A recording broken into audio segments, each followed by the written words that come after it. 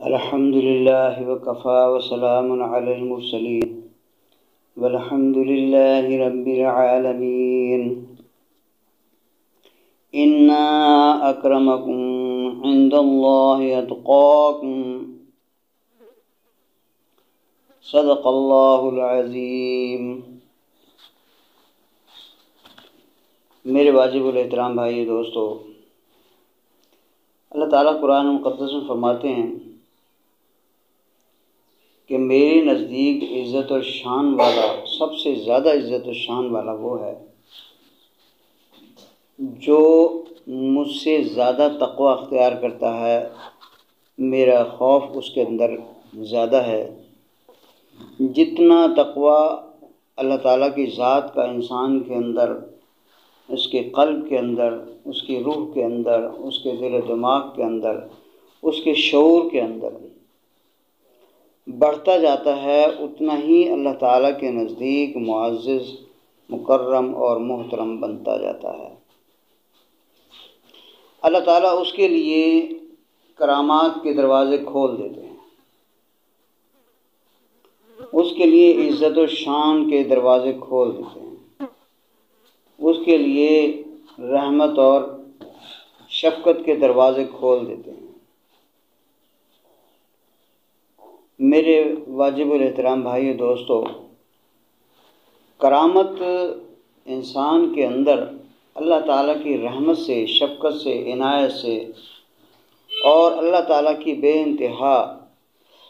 نوازشوں سے اللہ تعالیٰ اس مومن کو عزت سے نوازتے ہیں۔ اس کے اندر جو اللہ تعالیٰ نے اپنی رحمت سے، فضل سے جو روحانی قوتیں رکھی ہیں وہ اس پر آشکارا فرماتے ہیں۔ جیسے انسان کے پاس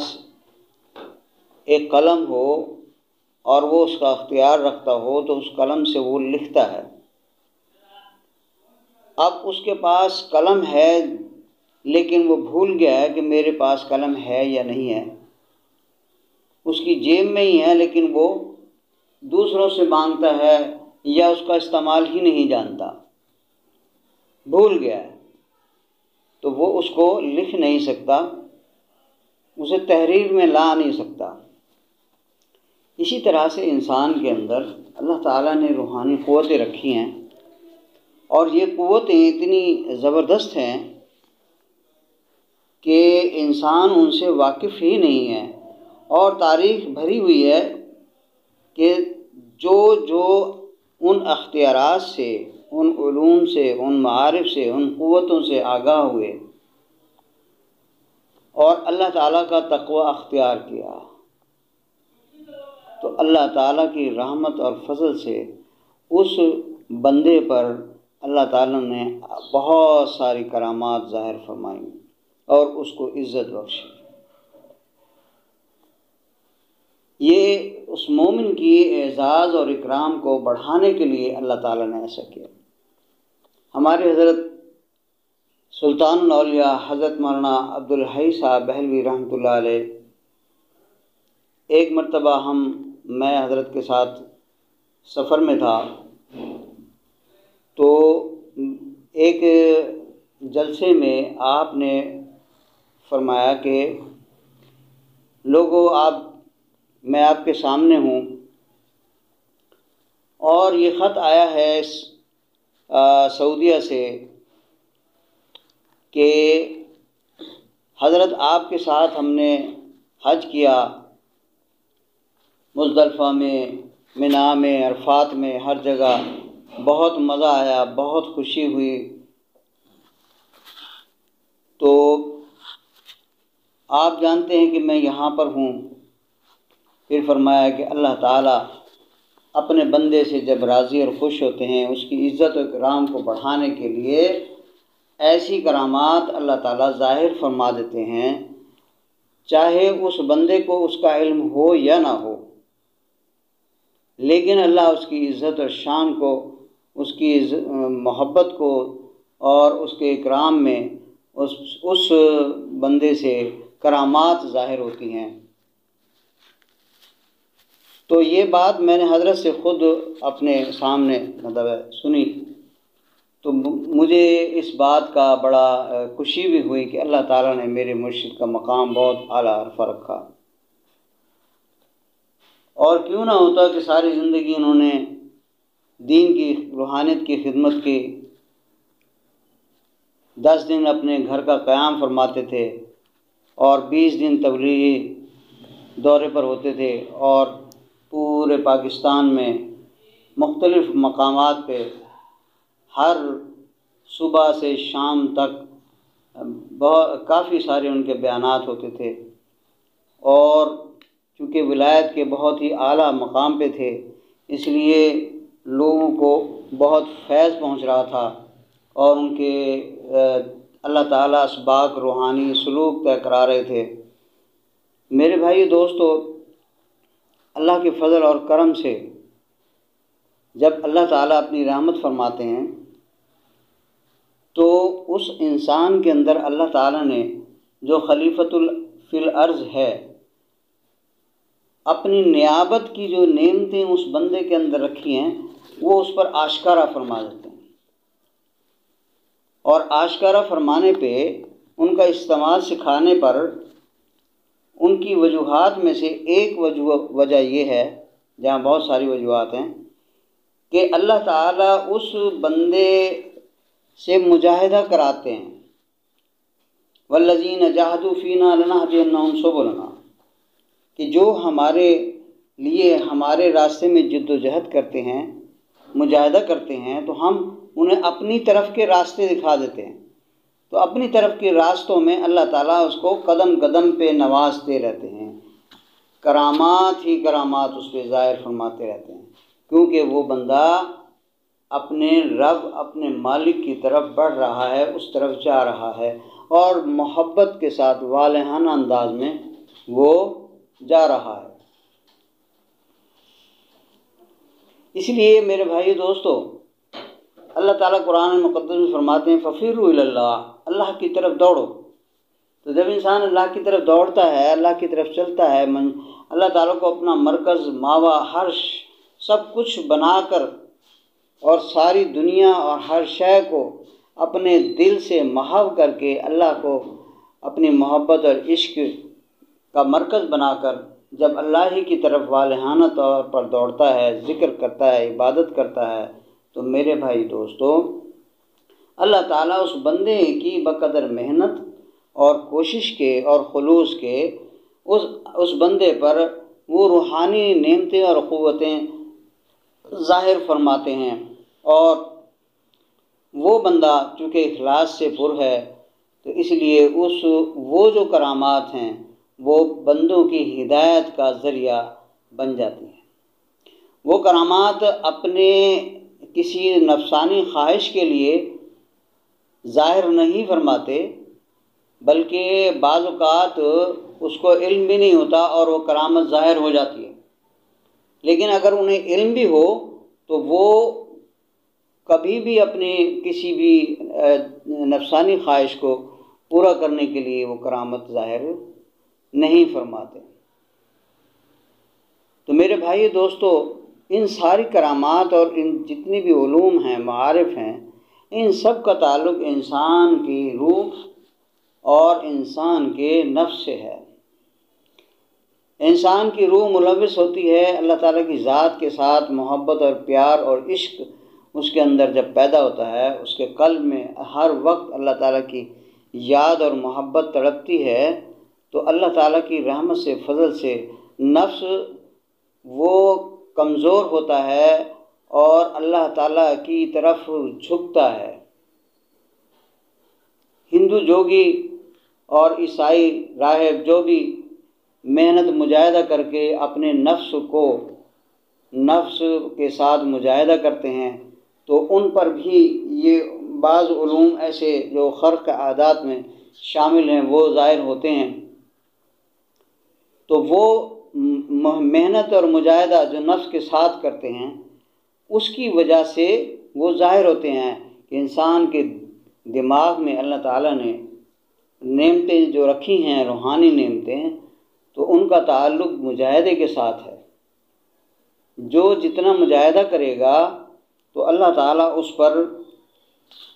آشکارا فرماتے ہیں، جتنی وہ نفس کی مخالفت کرے گا، اس کو مشقت میں ڈالے گا، تو اس پر وہ علوم ظاہر ہونا شروع ہو جاتے ہیں، لیکن وہ کرامات نہیں ہوتی، وہ استدراج ہوتا ہے، وہ کرامات نہیں ہوتی، استدراج ہوتا ہے، جو شیطان اس میں ملوث ہو جاتا ہے، شیطان اس کو لے کر آگے اس کو گمراہ کرتا ہے، چونکہ روح اور قلب اور ایمان اس میں شامل نہیں ہوتا۔ لیکن اللہ تعالیٰ اپنی رحمت سے، فضل سے، کرم سے جب ایک مسلم صوفی مجاہدے کرتا ہے، ریاضتیں کرتا ہے، فاقہ کشی کرتا ہے، یعنی روزے رکھتا ہے، ہمارے ہاں مومن جو ہے وہ روزوں سے مجاہدہ کرتے ہیں، غیر مسلم فاقہ کشی کرتے ہیں، لیکن ہمارے مسلم جو ہیں بھائی جو سلوک طے کر رہے ہیں وہ روزے کے ساتھ اپنی مجاہدہ کرتے ہیں۔ تو میرے بھائی دوستو، جب انسان یہ مجاہدات کرتا ہے تو ان مجاہدوں سے اس کا نفس مزکہ ہوتا ہے، اس کے قلب پر سے حجابات ہٹتے ہیں، اور لطائف جو ہیں وہ تمام ان ذکر اذکار اور مجاہدات سے روشن ہو جاتے ہیں، اللہ اور بندے کے درمیان حجابات ہٹ جاتے ہیں۔ اللہ اور بندے کے درمیان 70,000 حجابات ہیں، ہر لطیفے پر 10,000 حجابات، وہ لطائف پر سے جیسے ہی حجابات ہٹتے ہیں تو اللہ تعالیٰ کی ذات ان پر آشکارا ہوتی ہے اور مشاہدے کا مقام اس کو حاصل ہو جاتا ہے۔ ہمارے حضرت مولانا عبدالحی صاحب سلطان الاولیاء رحمۃ اللہ علیہ بریلوی، وہ فرمایا کرتے تھے کہ الحمدللہ اللہ تعالیٰ نے ان کو وہ مقام مشاہدے کا مقام بھی عطا فرمایا ہوا تھا۔ ایک مرتبہ دسترخوان پہ بیٹھے تھے، میں حضرت کے ساتھ بیٹھا ہوا تھا، تو حضرت فرما رہے تھے، بھلے یعنی میرے کان کے قریب جو ہے نا، فرمایا کہ ایسے بھی لوگ ہیں جو کھانا کھا رہے ہیں اور اللہ کے مشاہدے میں غرق ہیں، ایسے بھی لوگ ہیں جو کھانا کھا رہے ہیں اور مشاہدہ الہی میں غرق ہیں۔ ایک مرتبہ الحمدللہ لاہور کے سفر میں حضرت کے ساتھ یہ اللہ نے شرف عطا فرمایا کہ ان کے ساتھ سفر ہوا، تو سیٹ بائی سیٹ ہم بیٹھے ہوئے تھے، حضرت کے ساتھ میں بیٹھا تھا، تو حضرت نے فرمایا کہ الحمدللہ ہمارے ساتھیوں میں سے ایسے بھی ہیں جو جاگتے میں حضور پاک علیہ الصلوۃ والسلام کا مشاہدہ مبارک اللہ نے انہیں نصیب فرمایا۔ تو حضرت نے یہ دونوں باتیں جو ہے میرے لیے ترغیب کے درجے میں اور تحدیث نعمت کے طور پر بغیر اپنا نام لیے یہ ظاہر فرما دی کہ اللہ تعالیٰ نے دونوں مقامات عطا فرمائے ہیں، مشاہدہ الہی اور مشاہدہ نبوی جاگتے میں۔ یہ بہت بڑی نعمت ہے، اور مشرب محمدی علیہ الصلوۃ والسلام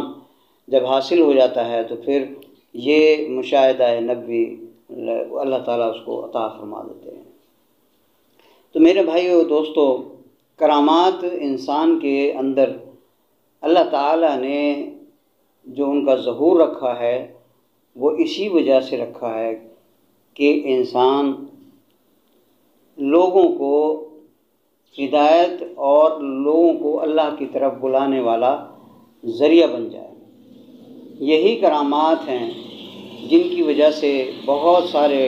لاکھوں کافر جو ہے مسلمان ہوئے، اولیاء کرام کے ہاتھ پر لاکھوں مسلمان وہ اسلام میں داخل ہوئے۔ تو ان کرامات اللہ تعالیٰ ان کرامات کے ذریعے سے دین کی خدمت کا کام لیتے ہیں اولیاء کرام سے۔ انبیاء علیہ الصلوۃ والسلام، ہمارے پیارے نبی پاک صلی اللہ علیہ وسلم، آپ کی دست مبارک سے، آپ کی ذات اقدس سے جو ایسی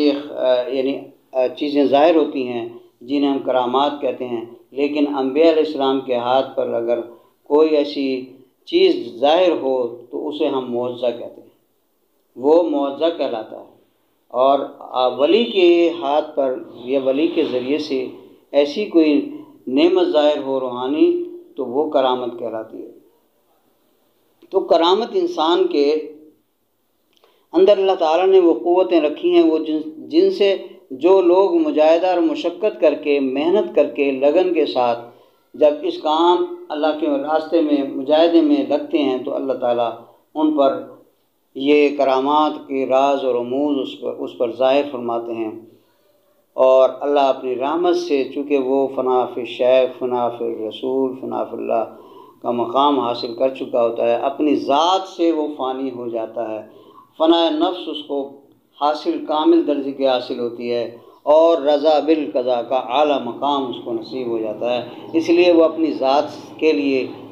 کچھ بھی نہیں کرتا، بلکہ اللہ تعالیٰ کی رضا کے لیے اور مخلوق کی ہدایت اور خدمت کے لیے وہ سب کچھ کرتے ہیں۔ میرے بھائی دوستو،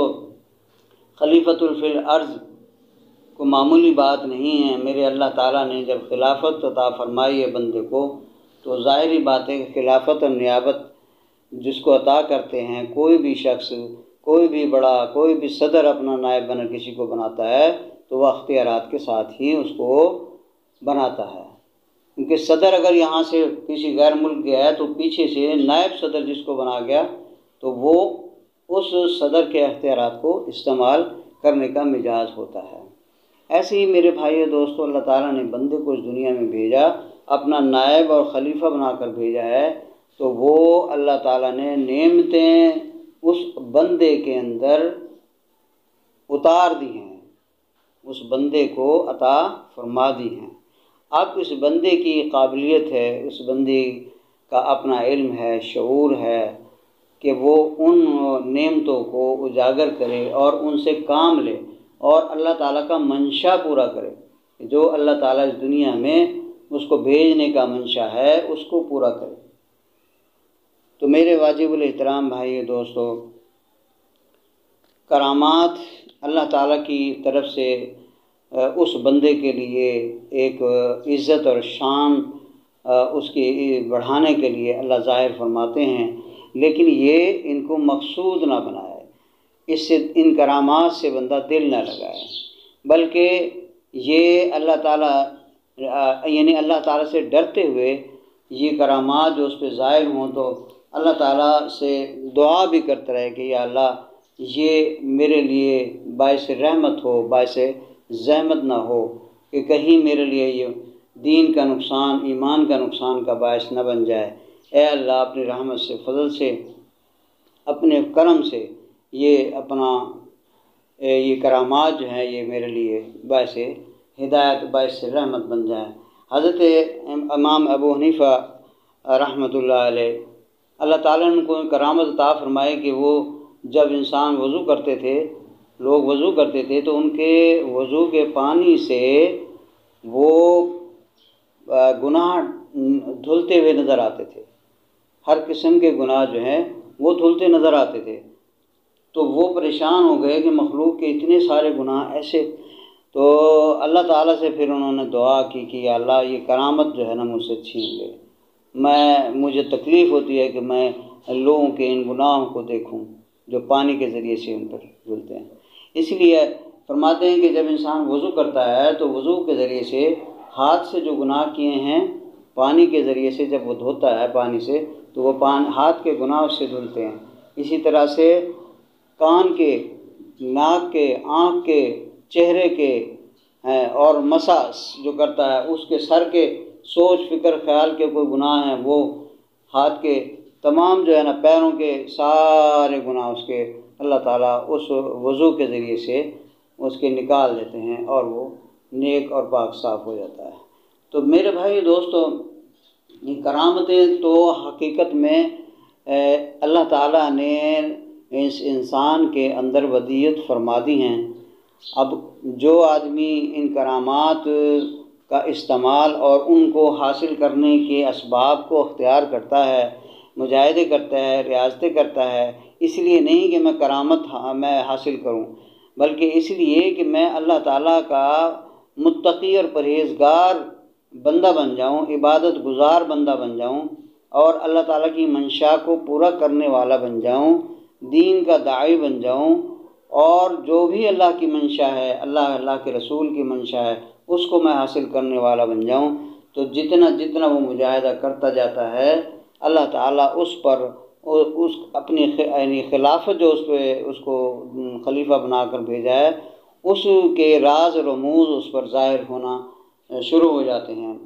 میرے بھائی دوستو، انسان کے اندر جو روح ہے، اللہ تعالیٰ نے اس روح میں جو اپنی ذات سے اس کا تعلق ہو، اللہ تعالیٰ کی ذات سے اس کا تعلق ہے، خاص تعلق ہے، اس روح کے ذریعے سے اللہ تعالیٰ اس انسان کے اندر کمالات ودیت فرماتے ہیں، کیونکہ اس روح کو اللہ تعالیٰ نے کمالات لے کر بھیجا ہے۔ اس روح کے اندر بے شمار، اللہ بہتر جانتے ہیں، بے شمار کمالات ہیں، لیکن وہ اس پر تب ظاہر ہوں گے کہ جب ہم اپنے رب رحمان کی مرضی کے مطابق اپنی زندگی گزاریں گے اور فنا فی اللہ کا مقام حاصل کر لیں گے، تو انشاءاللہ تعالی عزیز ہماری ان روحانی قوتوں سے اللہ تعالی ہمیں آشنا فرمائیں گے اور ان کا استعمال بھی سکھا دیں گے۔